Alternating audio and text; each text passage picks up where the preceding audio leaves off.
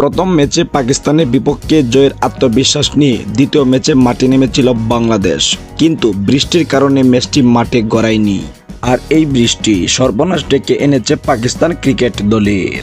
পাকিস্তান প্রথম টেস্ট ম্যাচটিতে বাংলাদেশের বিপক্ষে চরম লজ্জাজনক রেকর্ড করে হেরেছিল।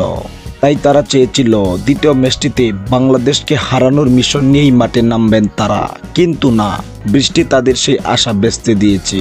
বাংলাদেশ বনাম পাকিস্তানের এই ম্যাচটিতে প্রথম দিন মাঠেই গড়ায়নি। আর এভাবেই যদি দ্বিতীয় দিনও খেলাটি মাঠে না গড়ায়, তাহলে বাংলাদেশ এবং পাকিস্তানের এই ম্যাচটি ড্র হয়ে যাবে। আর এদিকে ইতিহাসে এই প্রথম পাকিস্তানকে হারিয়ে 1-0 ব্যবধানের সিরিজ জিতবে বাংলাদেশ, যা টেস্ট ক্রিকেট ইতিহাসে বাংলাদেশ আজ পর্যন্ত করতে পারেননি। আর পাকিস্তানের বিপক্ষে এই জয়ের আত্মবিশ্বাস বাংলাদেশ ক্রিকেট দলকে সামনের দিকে এগিয়ে যেতে সাহায্য করবে। কেননা নতুন বাংলাদেশের এটি হচ্ছে ক্রিকেট দলের প্রথম জয়, আর এই জয়টি হয়েছে বাংলাদেশের সাবেক রাষ্ট্র পাকিস্তানের বিপক্ষে। ঠিক তেমনি এই জয়টি যেমন বাংলাদেশ দলের জন্য পাওয়া, ঠিক তেমনি আমাদের সকলের জন্য পাওয়া।